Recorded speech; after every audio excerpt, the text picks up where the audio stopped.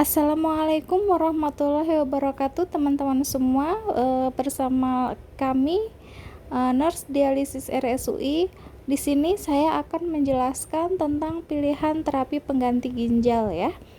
Sebelum kita lanjut ke penjelasan, mohon didukung channel kami ya teman-teman dengan cara subscribe, like, dan komen. Di sini kami akan menjelaskan tentang macam-macam terapi pengganti ginjal.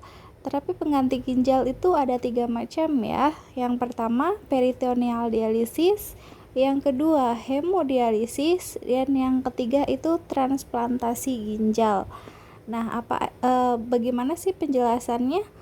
Nah, kami akan jelaskan peritoneal dialisis atau PD adalah merupakan metode pembersihan zat sisa dalam darah dengan memanfaatkan rongga perut, pembuatan selang di perut melalui proses pembedahan menggunakan cairan gula atau dextrose seperti yang tampil di layar ya teman-teman. Itu nanti biasanya dilakukan oleh dokter spesialis urologi yang akan berkolaborasi dengan KGH. Nah, sekarang saya akan menjelaskan tentang jenis peritoneal dialisis. Itu ada 2, continue ambulatory dialisis sama automated peritoneal dialisis.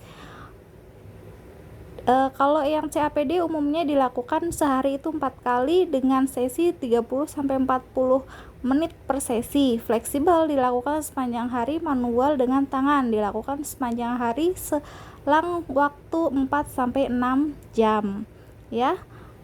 Lalu untuk yang selanjutnya, hemodialisis atau HD itu merupakan proses pembersihan sampah dalam darah dengan bantuan mesin.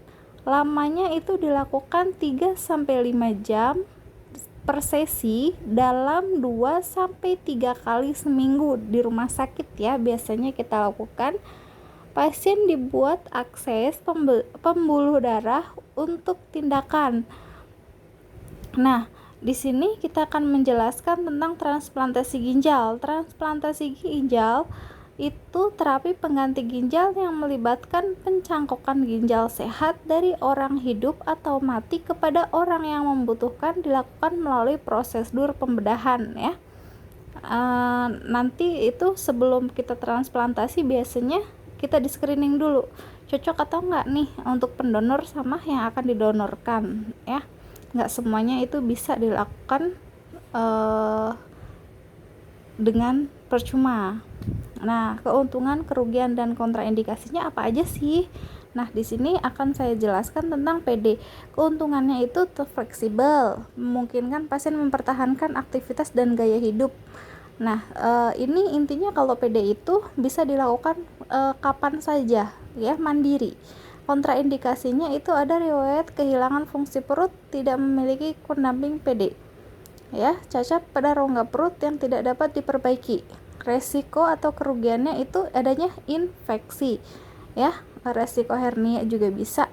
Nah, hemodialisis itu keuntungannya apa sih? Dilakukan oleh tenaga terlatih, tidak perlu ruang penyimpanan cairan, dapat bersosialisasi dengan sesama pasien karena itu akan dilakukan di rumah sakit.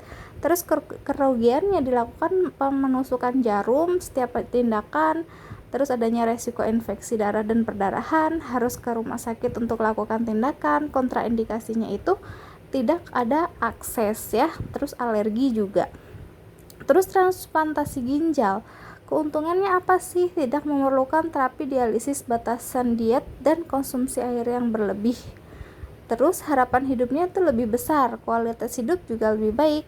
Nah, kerugiannya apa nih? Kerugiannya itu mungkin memerlukan waktu lama untuk menunggu kecocokan donor, resiko pembedahan, resiko penolakan tubuh terhadap ginjal baru, efek samping pengobatan imunosupresan, dan harus umur hidup minum obat ya teman-teman. Itu pun nggak boleh putus, karena ketika kita nanti putus obat, organ yang didonorkan ke kita itu akan dianggap benda asing oleh tubuh kita ya. Oke, terima kasih, cukup sekian penjelasan dari saya. Kalau ada yang ingin ditanyakan dan sharing, silahkan. Terima kasih. Assalamualaikum warahmatullahi wabarakatuh.